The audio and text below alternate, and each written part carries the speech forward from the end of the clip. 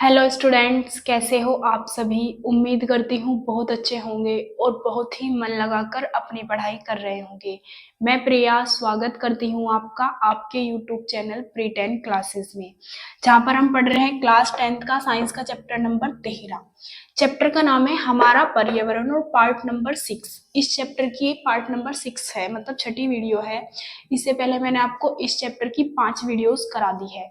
अगर आपने उन वीडियोस को नहीं देखा है तो प्लीज उन्हें भी क्रम से देख लीजिए और अपना वर्क भी नोटबुक में कर लीजिए। प्लेलिस्ट बनी हुई है, सारी वीडियो आपको क्रम से मिल जाएगी। तो आज हम क्या पढ़ने वाले हैं, पारितंत्र में ऊर्जा का प्रवाह। मतलब जो पारितंत्र होता है, इकोसिस्टम, ये सब मैं आपको पढ़ा चुकी हूँ। उसमें ऊर्जा का प्रवाह किस तरीके से होता है, किस तरीके से एक पोषी स्तर से दूसरे पोषी स्तर में भोजन के रूप में क्या करते हैं, ऊर्जा प्राप्त करते हैं, तो वो क्या होता है। तो इसमें हम लिखेंगे जो ऊर्जा प्रवाह पारितंत्र का प्रमुख कार्य है। पारितंत्र में ऊर्जा प्रवाह होता है, इसी तरीके से पारिस्थितिकी तंत्र चल पाता है, वरना वो नष्ट हो जाएगा अगर ऊर्जा प्रवाह ना होगा। सभी जीवों को जीवित रहने के लिए ऊर्जा की आवश्यकता होती है, ये तो सभी को पता है भाई। सभी जीवों को जीवित रहने के लिए ऊर्जा की तो आवश्यकता होगी। और ऊर्जा हमें मिलती कहाँ से है, ऊर्जा मिलती है हमें भोजन से। अपने किसी भी जीव को ऊर्जा मिलती है उसके भोजन के रूप में। आपने देखा होगा आपके फोन को भी तो ऊर्जा की जरूरत है चलने के लिए, तो आप क्या करते हो, इसे चार्जिंग पे लगा देते हो, मतलब बिजली से चार्ज करते हैं। तो जिसी तरीके से इसे बिजली की आवश्यकता है फोन को, तो इसी तरीके से सभी जीवों को किसकी आवश्यकता होती है, ऊर्जा की आवश्यकता। तो वो कैसे पूरी करते हैं, भोजन के रूप में, अपना भोजन प्राप्त करके। आपको भी तो जीवित रहने के लिए ऊर्जा की आवश्यकता है, पढ़ाई करने के लिए, काम करने के लिए, जो भी पढ़ाई करने के लिए ऊर्जा की आवश्यकता पड़ती है। तो ऊर्जा आपको कहाँ से मिलती है, अपने भोजन से। इसी तरीके से सभी जीवों को ऊर्जा उनके भोजन से मिलती है। आपके घर में बाइक होगी, बाइक को भी ऊर्जा की आवश्यकता है चलने के लिए, तो वो उसे किससे मिलती है, पेट्रोल से। अगर आप उसमें पेट्रोल नहीं डालोगे तो वो नहीं चलेगी। इसी तरीके से किसी भी जीव को, किसी भी मशीन को चलाने के लिए हमें किसी मतलब ऊर्जा की आवश्यकता होती है। वो ऊर्जा किसी न किसी रूप में प्राप्त जरूर करता है। तो सभी जीवों को किसकी आवश्यकता होती है, भोजन की। सभी जीव सभी जीव यह ऊर्जा अपने भोजन से प्राप्त करते हैं। कहाँ से प्राप्त करते हैं, अपने भोजन से। भोजन मिल जाएगा, उन्हें ऊर्जा मिल जाएगी और अपने दैनिक कार्य कर लेंगे वो। पादपों में उपलब्ध कुल ऊर्जा का, जो पादप होते हैं, पादप होते हैं पौधे, उपभोक्ता जो भोजन सबको देते हैं, मतलब कुल ऊर्जा का 10% भाग ही शाकाहारी जंतुओं को स्थानांतरित करते हैं। केवल 10% भाग, जैसे कि पौधों के पास कितनी ऊर्जा है, 100% ऊर्जा है, तो 10% भाग ही शाकाहारी जीवों को देते हैं और उसका 90% अपने आप ही उपयोग में ले लेते हैं। पारितंत्र में ऊर्जा का प्रवाह एक पोषी स्तर से दूसरे पोषी स्तर के जीव में भोजन के रूप में होता है। तो ऊर्जा का प्रवाह किस तरीके से होता है पारितंत्र में, एक पोषी स्तर के जीव से दूसरे पोषी स्तर के जीव भोजन के रूप में प्राप्त करते हैं। और जब एक पोषी स्तर के जीव दूसरे पोषी स्तर के जीवों को भोजन देते हैं तो अगले वाले उसका केवल 10% ही ले पाते हैं।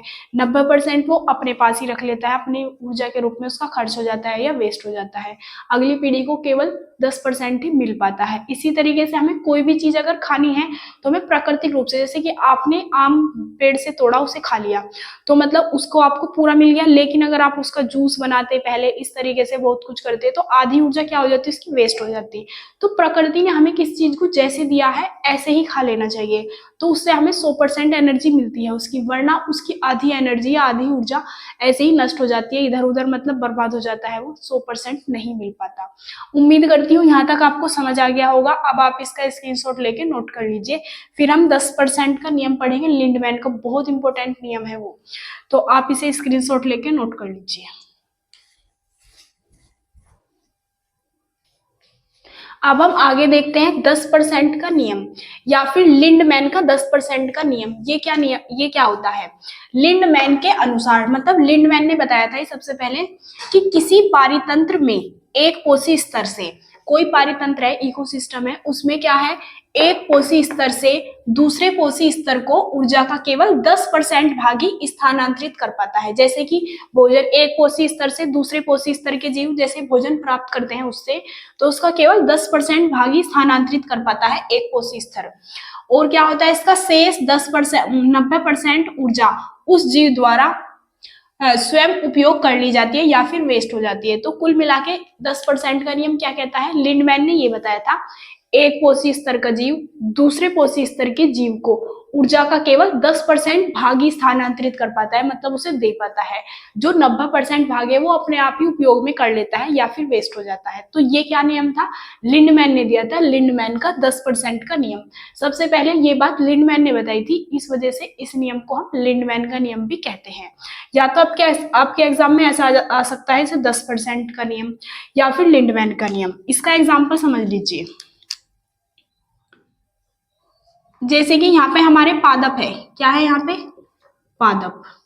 तो पादप के पास एनर्जी कितनी है, 1000 एनर्जी है, मतलब किलोग्राम। तो फिर पादप से भोजन किसने लिया, दूसरे कोशी स्तर का जीव जैसे कि चूहा। तो चूहे पर इसका केवल 10% ही आ पाएगा, इसका 10% करो, 1000 का 10% मतलब 10/100। तो 100 से 100 कट जाएगा, 10 धाम 100, कितना ऊर्जा आ पाएगी इसके पास, 100 किलोग्राम ऊर्जा ही आ पाएगी। मतलब इसका 10% ऊर्जा ही इसके पास जाएगी। तो हमने 1000 का 10% निकाले, 10% निकालेंगे 10/100, तो 2 जीरो से 2 जीरो कट गई 100। अब चूहे से जैसे कि कौन खा पाएगा, चूहे को खाएगी बिल्ली, तो इसे इसकी ऊर्जा का कितना परसेंट मिलेगा। तो जैसे इसका भी अब 10% करेंगे, तो 100 का 10% किस तरह करेंगे, 10/100। तो 2 जीरो से 2 जीरो, तो यहाँ पे कितनी ऊर्जा आ पाएगी, केवल 10 किलोग्राम। तो इस तरीके से बताया गया है कि इसका केवल 10% ही अगली पीढ़ी को मिल सकता है, 90% वो स्वयं उपयोग कर लेता है। तो ये जैसे कि 1000 पादप के पास एनर्जी थी, तो चूहे के पास इसकी केवल कितनी गई, 100 किलोग्राम, और जो बिल्ली है उसके पास कितनी गई, 10 किलोग्राम। तो यही हमारा क्या है, लिंडमैन का नियम या फिर 10% का नियम। उम्मीद करती हूँ समझ आ गया होगा। अब आप इसका स्क्रीनशॉट लेके नोट कर लीजिए।